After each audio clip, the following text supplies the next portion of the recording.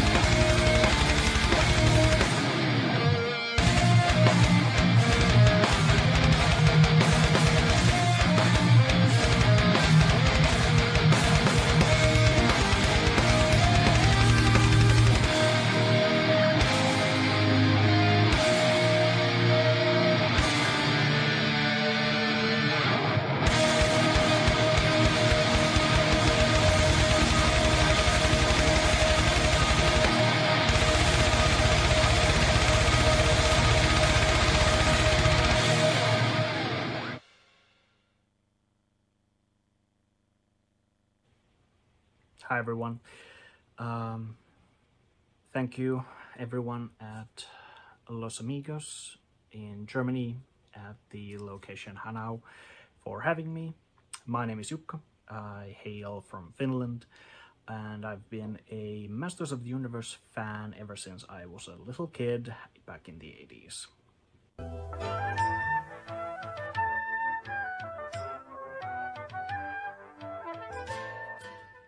My introduction to Masters of the Universe came probably seeing the toys in the toy shop, and the memory is a bit fuzzy which one I got first. Most likely He-Man, because they had also these cassettes for episodes with Filmation. That was my big introduction to the characters.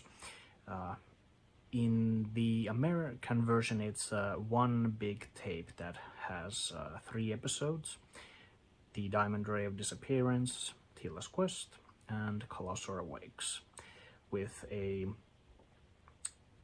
intercut, newly animated narration by the sorceress. In Finland, however, for some reason they did split. They had 2 tapes, so one tape had first 2 episodes. It still contained all the sorceress narration, and then a second video, which just had the Colossal Awakes, and that also had the sorceress narrating around it. So I had those both tapes, which sparked the interest for the characters and the world, so thank you Filmation for that. It gave me a lot of inspiration with playing with the toys and creating adventures at the playground.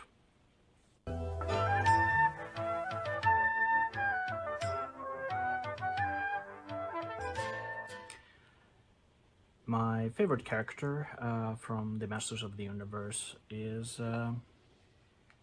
Prince Adam. He is one that I really liked as a kid. Well, he is the main character, and when I was younger I had a bit of a blonder hair, so it was easier to see myself as him. And I like his kind spirit and humor, and in the DC comics he was a bit of a playboy, so that's also a fun aspect to his origins.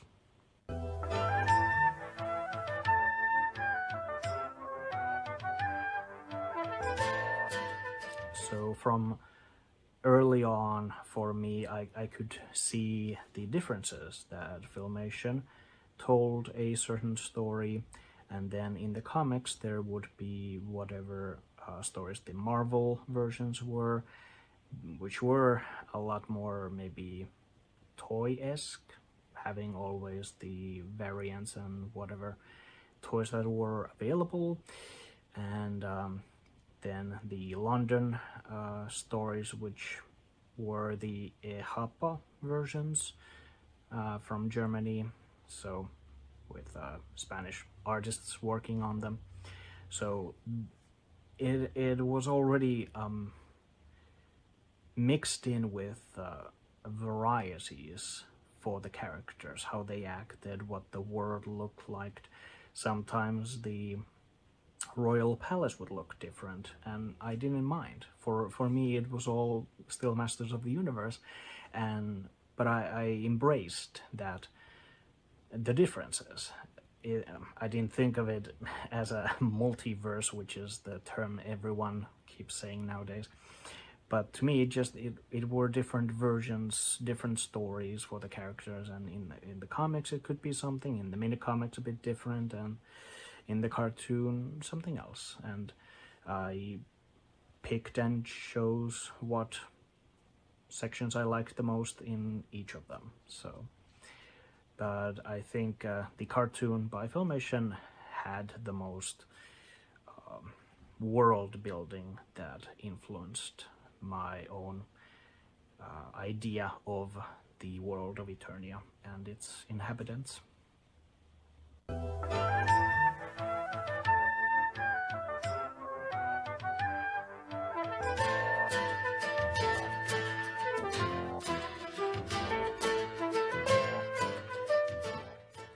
By the teenage years,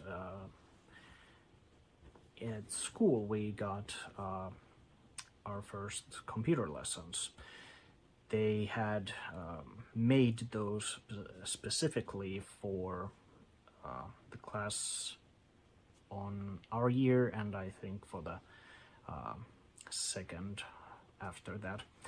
And we got to learn how to make HTML websites and just use internet and all that good stuff. It was very early days of the internet at the time.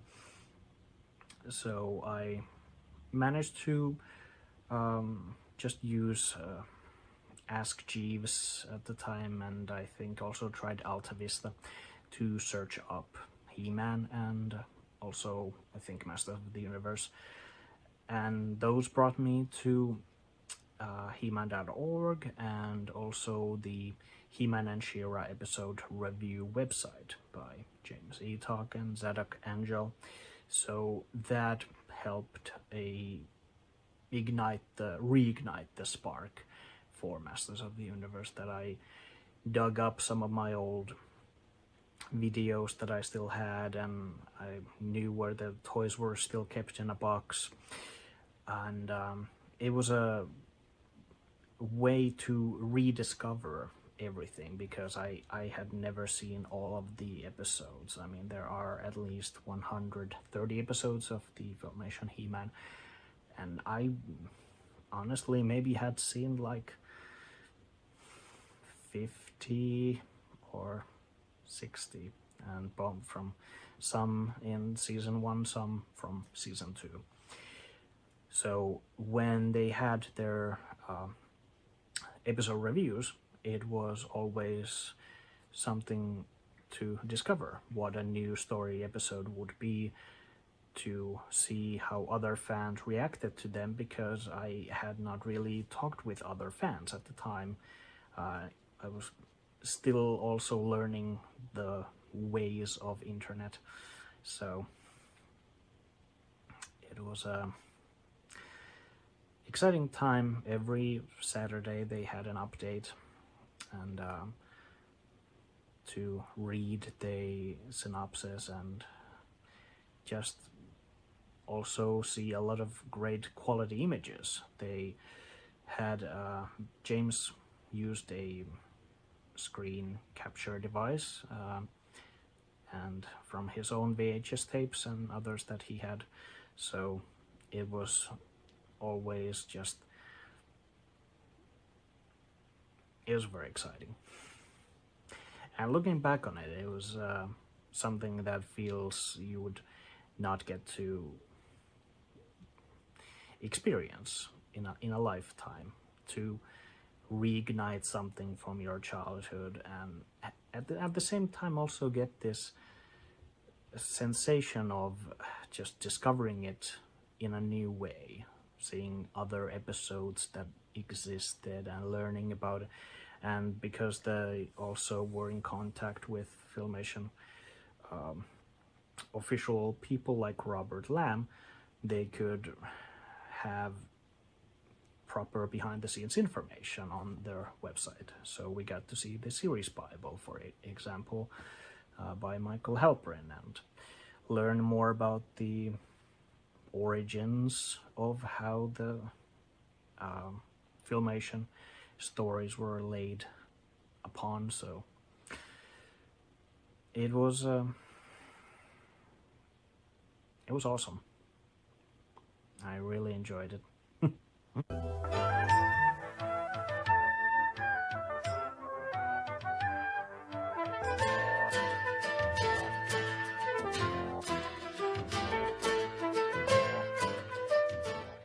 The information came that there would be the 2000 reboot toys that were introduced at San Diego Comic-Con, and that already was very exciting.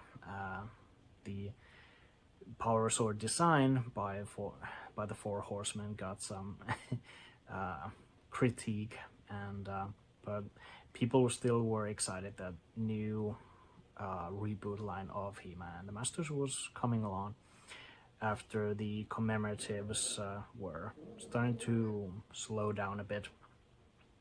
And then in maybe 8 months or so, we got the news that there would be also a possible animated special to accompany this new toy line, and then that information was confirmed to be an actual new TV series. So I was just, having already found this community of people, and also getting reintroduced in a way to the Filmation episodes one by one, as much as the episode review website people had done at that point. They had moved to their cartoon section, became integrated with the He-Man.org around this time, as I recall. Getting reintroduced to the Filmation episodes that were present on the episode review website. I don't think they got to all of them, and around this time when the reboot was in the makings, the sites merged, so it became all one big place. And so that was just very exciting to already have learned something about the old cartoon and then getting a new cartoon. So I was just beyond excited. And it debuted on Cartoon Network, and I had a friend at the time who would tape the episodes for me and then ship those VHS to Finland so I could watch them with my friend Mikko, whose VCR actually could properly play those tapes, because there's a difference from the American NTSC to the European PAL version. So we got to see those episodes, and then there was the second season announced for 2003, and also I got wind in the fandom because on He-Man.org forums there were also maybe 5 or 6 He-Man fans that were Finnish, and we would, well, talk amongst ourselves a couple times, but it was because we lived so far away, we never could really get together and meet. And I mean, I was just like 17-year-old kid or something at the time, so I probably couldn't even travel all that far distances to just meet up some people. And but we got the information that it would also be coming to Finland. So after digging around a bit, I learned which dubbing studio got the property. They also had other titles like Transformers Armada and then the 2003 Teenage Mutant Ninja Turtles. And so I contacted them on email and just asked that can I come and interview them. So they were very excited that, yeah, sure, let's set up a date. And I went on their studio. They had a couple people there already doing voices for the day, and I got to witness that whole experience of how they did on their shows, the taping on with the voice actors, and there was the director and script editor. So they allowed me to be with them the entire day as they worked.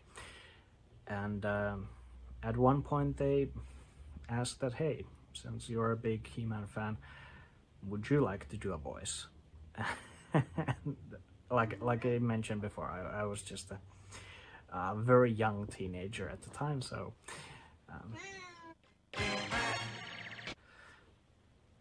so they asked that would I like to do a voice, because I was a big He-Man fan, and interviewing them about the process, and they were all very helpful and warm and kind about the entire process and everything. And they found that on Mechanics Element they had a character that needed someone to do the voice, and that was Captain Miro, the grandfather to Prince Adam, aka He-Man. And it was an interesting experience. And I mean, I'm just this very young teenager. I didn't know what the hell I was doing. But I got into the booth and had my headphones on, and you can see the timestamp, and the episode rolls down. And I think I got it in 2 or 3 takes. The director mostly just asked if I can just lower my voice to make it a bit seem older. I don't recall if I actually got all that deeper with it. So it was mostly my just natural talking voice. Had I known about it or been preparing for it much longer, I probably might have gotten some different results. But I was just ecstatic to be involved, and then went around telling everyone about it. And they couple of fans, I seem to recall, they watched the episode when it aired on Finland, and they even asked that will there be like name credit or something, but I mean, they didn't have credits for any of the dubbed voices. They just had the studio logo at the very end. So I was never expecting that, but I'm just it was an interesting experience, and just one to remember by, and the people just were so nice about it all. So thank you also to the PvP Voice Studio and everyone involved.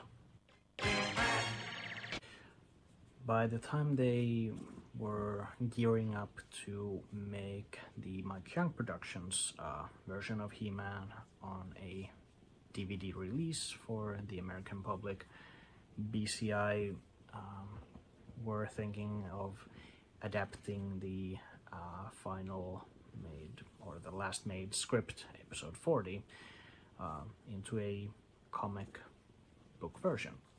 And I got this contact from Val Staples about if I wanted to work on a project for He-Man, and it would be helping with the background colors on the mini comic. So I was at the time I had this bit of an older computer, so it was not the best in processing actual big projects. So I mean, I could do some little fan art and images and color those. I had been working on some Transformer type robot colors for a English-based company at the time, so I had started to discover some of the limitations of the computer, but I jumped at the opportunity to work on a official He-Man project, because I was like, okay, this might be one final time that they get to do anything. Part of it was Val even saying that this might be something for the last time that we get to work on, and I'm always reaching out to fans, as he does, and I'd like to have you involved. And little did we know that would not be the last time we would both be working on a official project, but at the time it had this sense of finality. And so I got to color some background for the pages. Val did the color on the actual characters, and it was included as a PDF file on the Volume 3 DVD, which had the last 13 episodes of Season 2. And at certain stores you could get a actual printed copy of the mini-comic. So they had some wonderful retail exclusives, and this was one of them. So that was very neat for anyone who wanted to get a hard copy of the mini-comic, but it is available for anyone who got the DVD. So that was quote-unquote the first official time that I got to work on He-Man, and in specific terms the 2002 version. And hopefully more one day soon, you never know. And hopefully something more will come in the future, you never know.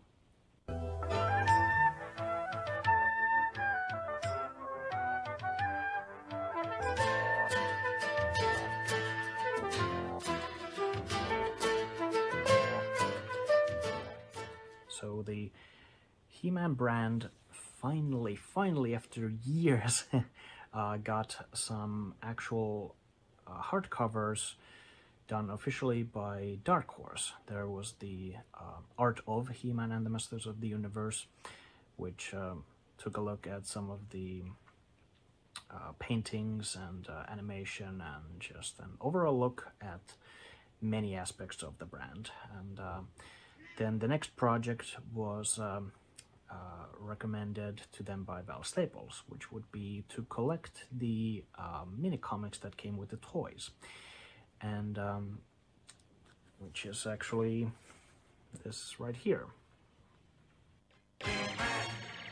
The mini comic collection, it actually was revealed in a listing for some bookshops, because they have to know their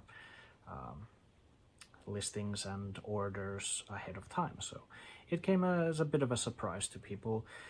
And in my case, I had been talking with editor from Dark Horse in regards to the first book, The Art of He-Man, and I had suggested if they contact a couple people who worked on the 2002 show, because I knew they had some interesting sketches and illustrations for the show, and I thought that, well, a art book should definitely have those, because we haven't seen them anywhere else. They were not included in the DVD releases, which did have a whole bunch of special features, and some of them were background art and sketches and concept illustrations.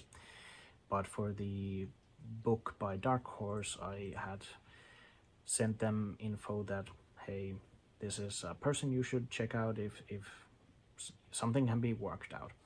I forget if they got anything done, but at least in the book, nothing, the topics I had suggested didn't sadly come about.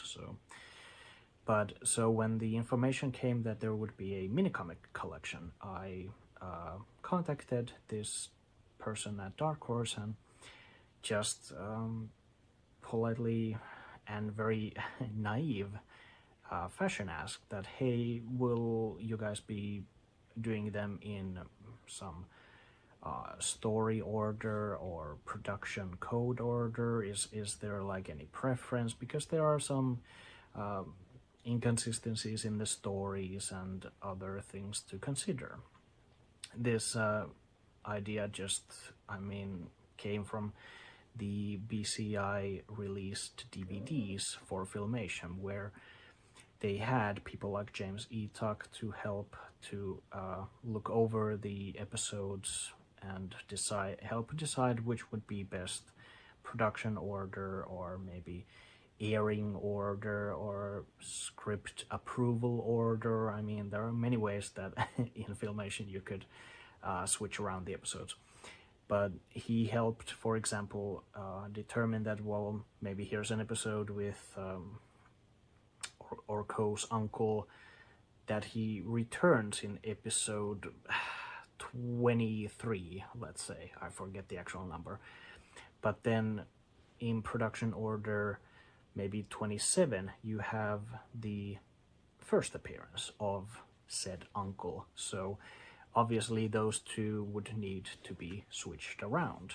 Even if the production order says it one thing, the story continuity does not support it.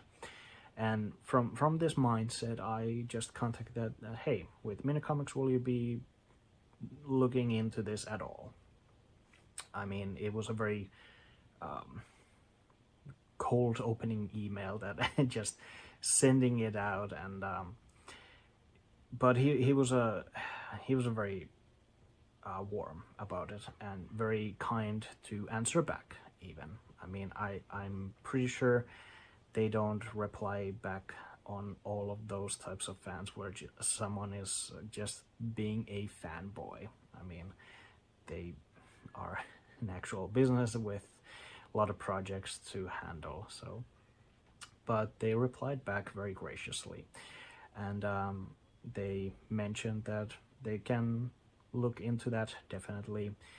And then I think a couple days later, I actually got a Skype call from Val Staples again, and he mentioned that he was the one who was working on the mini-comic book with restoring and looking over the project. And he then asked me that, well, I hear you contacted them and they sent it to me. And do you have any other notes that would be like anything that we might have missed and what could be included? And he mentioned that they would be putting all the mini comics and other comics that were included with toys. So not every mini comic would be included, something like with 2002 related things.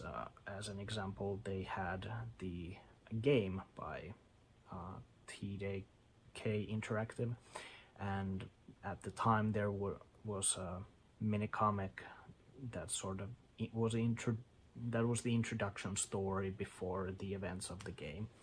But because that mini comic, for example, was not packaged with a toy, so that would not be included in this book. So things like that.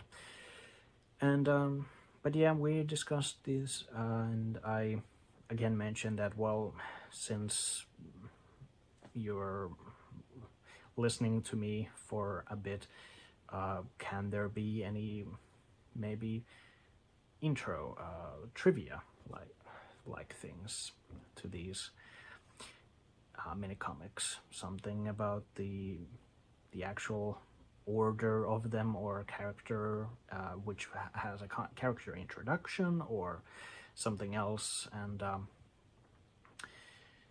And again, this came very much just from the DVD idea. They also had in their special scene change sections, they had like listed some little trivia about the episodes. I think they were written by people like James Eatock, Alex Hawkey for He-Man and She-Ra respectively. So, and they selected someone that would be on DVD and all that. So again, just being a big fan of Filmation kind of brought me to this moment of, hey, could the mini comics have a trivia? And so he said that, well, we'll look into it, and I want you to put together a list of things that you can think up, and how would you write them. And I think I sent this one page with maybe 3 or 4 different mini comics where I just bullet pointed some of these and said that, well, here's something, and like, can you use them somewhere? And he wasn't sure if they would be included somewhere in the book, if there would be introductory pages for each mini comic, or how could they be even implemented, because the main because the main point and the biggest hurdle and work was that they needed all the mini comics scanned and restored best to the abilities for the book. So they didn't even, it wasn't a topic really that, well, let's have these trivia info there. So I think it took a bit of a while that they looked into it, that could this actually happen, and very happy that they did.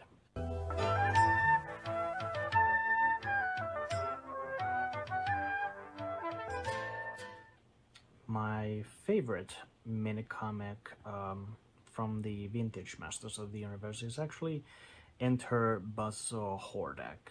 I had the toy as a kid. Actually, it was the only Hordak version that I had, and the feature of the Buzzo flying from his chest was just something that I loved flinging constantly, and I think it even irritated my dad, because I got the toy when we were on a abroad trip to Greece, if I remember correctly.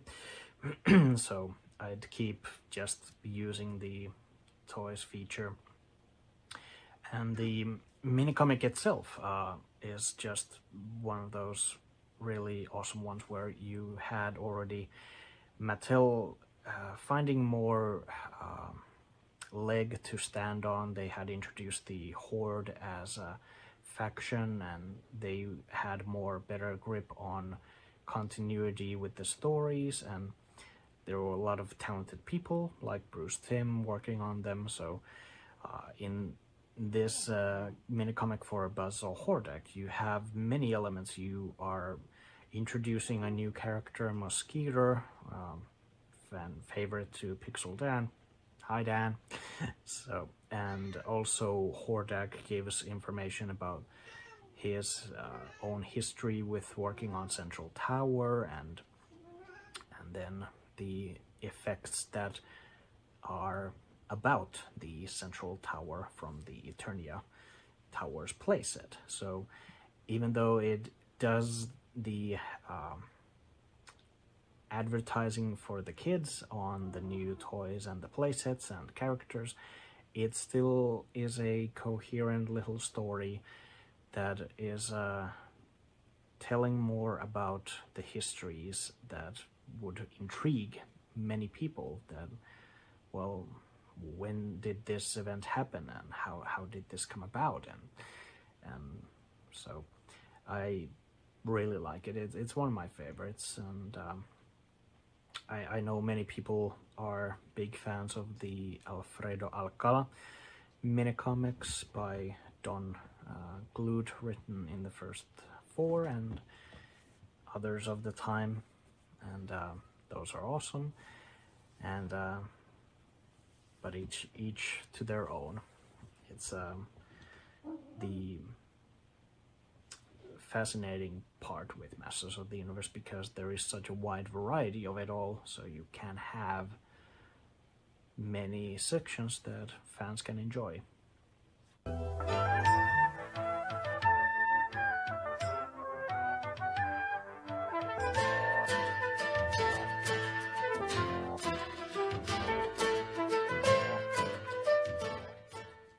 Having worked on all those official projects, I thought that I would be doing an unofficial one, and that would be the 2002 cartoon guide,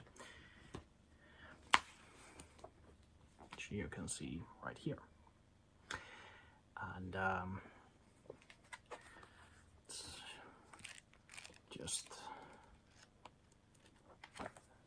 text version, no images, written in English, inspired by James Eatock and his unofficial guide to the Filmation cartoon that he did. I think it's been over a decade now, and he got to work on the official version, and you never know, maybe this unofficial thing can go official at some point. Fingers crossed. So it's been a long time writing that. I have been, the writing actually took a little over a year. So I had episode synopsis help from Patrick Mosley, and I handled then on the review and trivia and altered deleted scenes, and I wrote synopsis on the special The World of He-Man. So, and all that during a pandemic. So it's a something that shook the entire world, and in my case helped refocus some things that I wanted to do. I also at the time had a studies going at the same time, so always gotta put all the possible projects at the same time. Never can have it easy.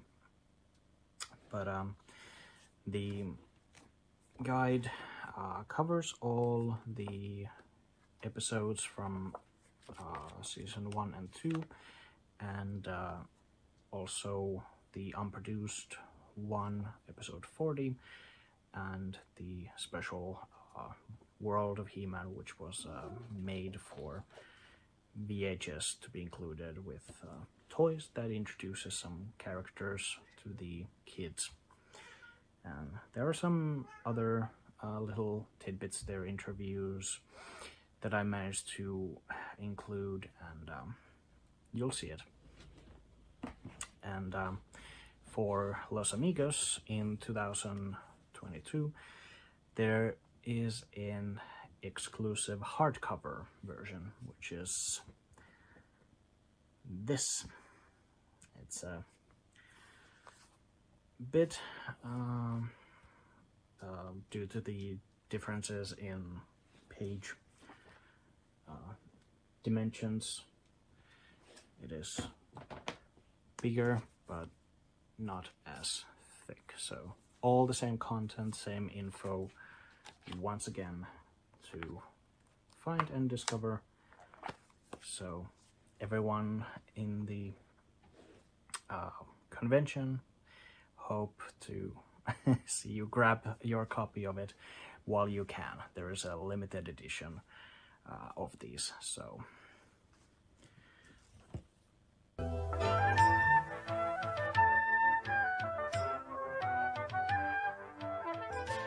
with comparing the animation on MYP and Filmation, I mean, obviously the technology has advanced during the years, so it's more fluid at times, and they have included some CGI work there, which is a bit of a hit and miss, but it elevates the whole thing in my mind.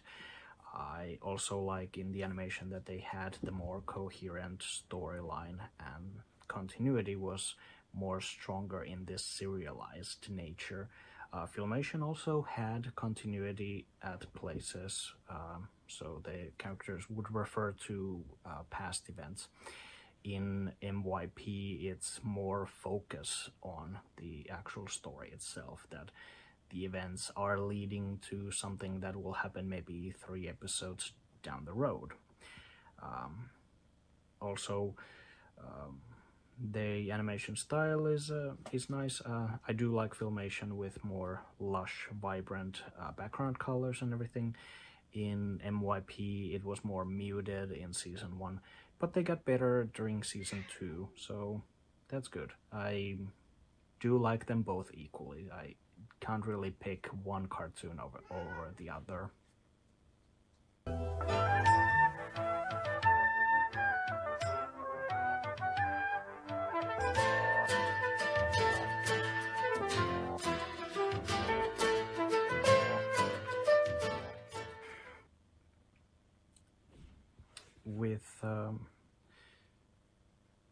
With the favorite episode, I would say it's Lessons from season 1, written by Larry DiTilio. He is a veteran of Filmation writers, working both on He-Man and She-Ra already, and he and others were included in the 2002 version. His episode works on many levels, and it sets up some things that would pay in season 2. It's an Orko story, but there's also Evil Lynn and some of her origin, and they introduce a new character, the Faceless One, and there's a magical talisman of the week. Many things that at first you might think that, well, how is this a great episode? I mean, shouldn't there something else? But it's from the little things it comes together. It makes very entertaining, informative episode. It does not miss any scenes. Like, every scene counts that it makes it. There's character-driven moments, and it just works. And if you have Filmation background, so you have watched those episodes as a kid, it'll give you even more more bang for your buck. But even if you haven't seen Filmation, it still works as a standalone. It works on its own two legs, even though there are still elements that are tied to the serialization of the story that was going on in the cartoon itself. Least favorite episode. Funny enough, it's also from season 1, and it's very close in production order to the one I may mentioned as my favorite. The one that I personally don't really like is episode The Deep End. It treads so much of the same elements that we already had prior to just 2-3 episodes ago. There's a giant fish again, and Man-at-Arms is swallowed up by it, and we spend seeing him be in the belly of the beast and his resourcefulness. But it's like things we already know about Man-at-Arms. Even if this episode did not exist, it didn't teach us anything new about the character, or even about when He-Man comes to rescue him. The small redeeming part of the episode is that when the fish is threatening Castle Grayskull, and the heroic warriors are there to defend it up to the point of almost destroying the fish, and that is when Skeletor learns that, hey, there's something going on. They did all that just to protect this stone castle in the middle of nowhere. Like, that is something I need to look into, because in Skeletor's story arc, there's a gradual go about how he discovers things, trying to learn who He-Man is, and does He-Man have the power of the Elders? Where are the Elders? And all that, and it slowly builds up in the first like 10-11 episodes. And this episode, if it did not exist at all, we really wouldn't be missing out on anything. It's the very last like 2 minutes of the episode that make it worth that it still has a place in all of the story for the longer journey. But it's for me not a personal favorite.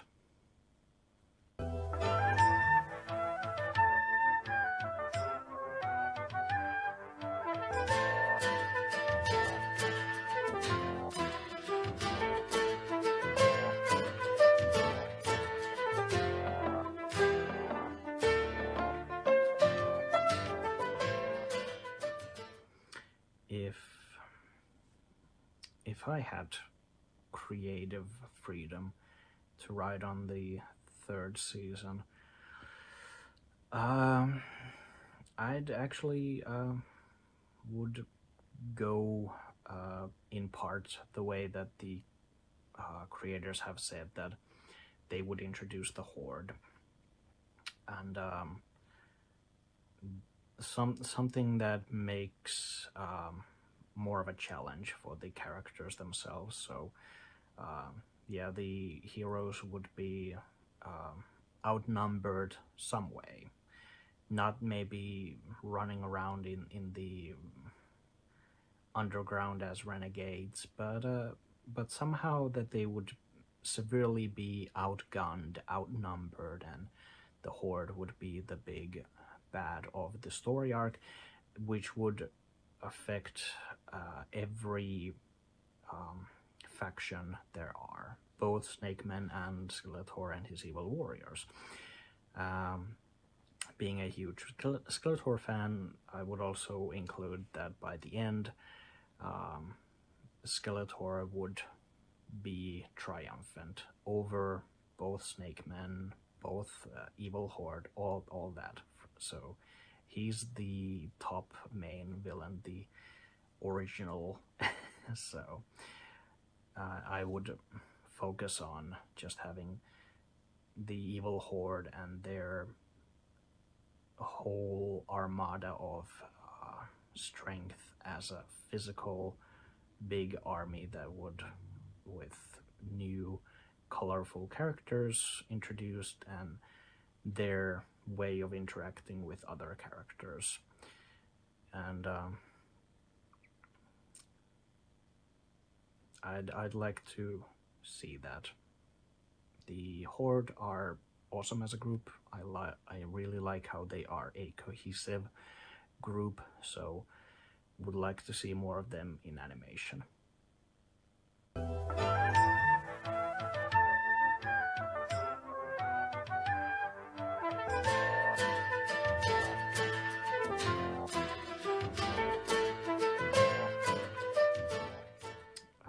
Ranking on the shows.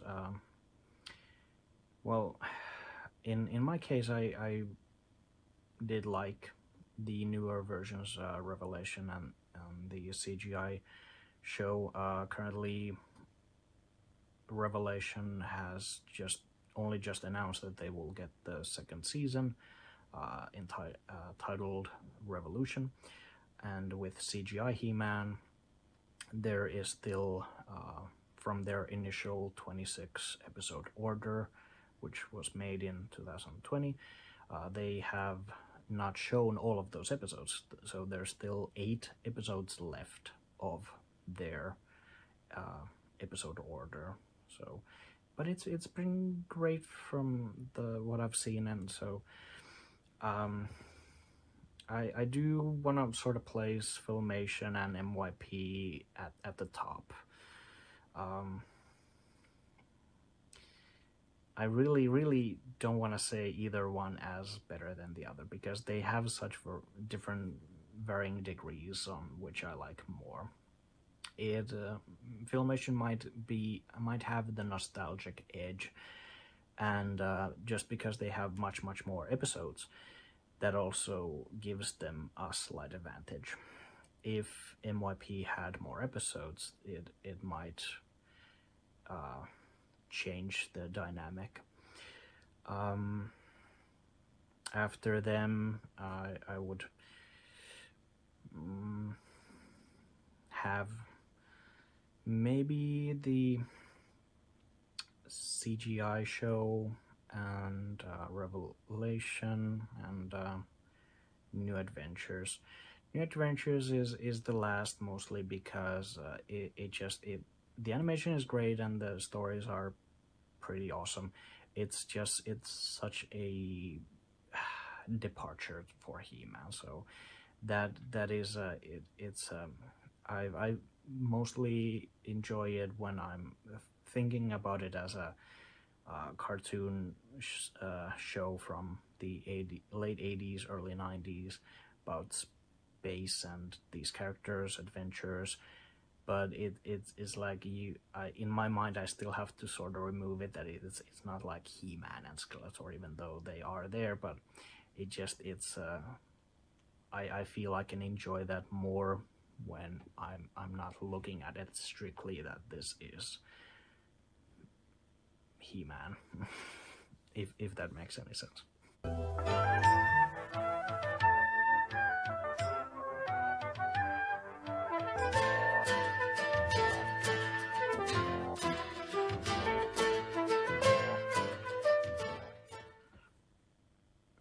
Future plans. I still have my YouTube channel, Jukka, where I will be continuing to make Eternia Fact File videos, which take a look at the different origins and history behind the scenes on He-Man and She-Ra, looking at some of the most asked questions and trying to answer them in all the possible research way that I can. I always will be looking into all the possible information from the creators themselves, in those videos. The topics may change depending on what is currently being asked, mostly by fans, and hopefully I can find the answers to them and give solid background on where does the information come from. Like, I mean, something like, is Scarecrow a future ghost of Skeletor himself? No, he's not. And that is something that is well documented. It can be found in the 87 Mattel Style Guide. Not many fans have seen that, so they might think that, oh, it's the same character, but no, it's clearly two different characters. So something like that I wish to bring out to people so they can learn more, and if I can give researches that they should look into, I will always happily link those as well. That, hey, check out this book, check out that documentary, check out this website. Websites like Battle Ram Blog is one. It has been going on for some years now by Adam McCombs, who is a great friend. He has done a lot of research on the toys and how they were designed and some of the differences from the prototypes and magazine adverts to the final product. Also talking with some of the creators, where I've been fortunate to help write some of the articles on that website, do some research, like talking with the packaging designer Bob and Al and others who, like, how did you create Masters of the Universe logo and all that. So all those questions people want to know. I really want to know more about Masters of the Universe. I never want to stop asking questions and discovering new things. So you can check that website out. It has tons of great information, and it also has all the possible sources mentioned, so you won't be thinking that, oh, this came out of nowhere. No, it's a really well done website and has a ton of information, so go check that out.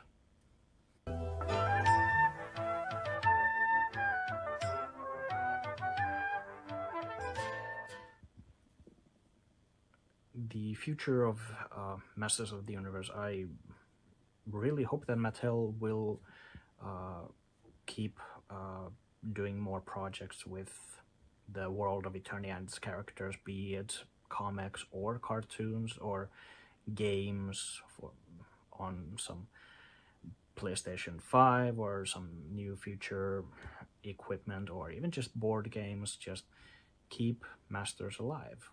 We want more Masters in our lives, so I hope that they will continue doing that, but also listening to fan feedback on what works and what doesn't. I mean, way back then, New Adventures maybe was something that fans didn't really latch on to, so they've learned from that, they've moved on, and nowadays they will see what works on current media and what doesn't. So it's one of those where the brand can go forth. It needs to sometimes reinvent itself, but it shouldn't stay too far off topic from what made it great.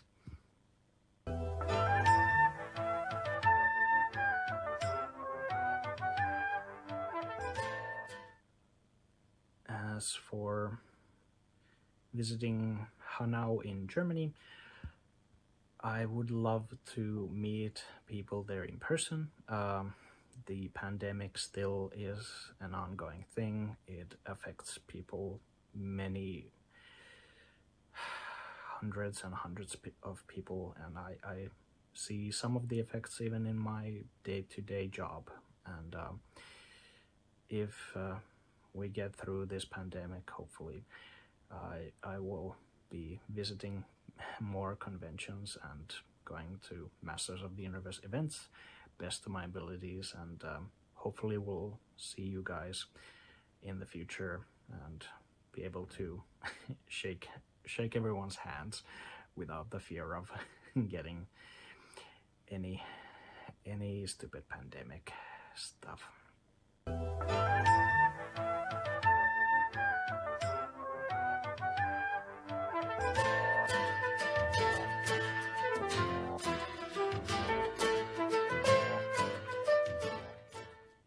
Hope you enjoyed the convention.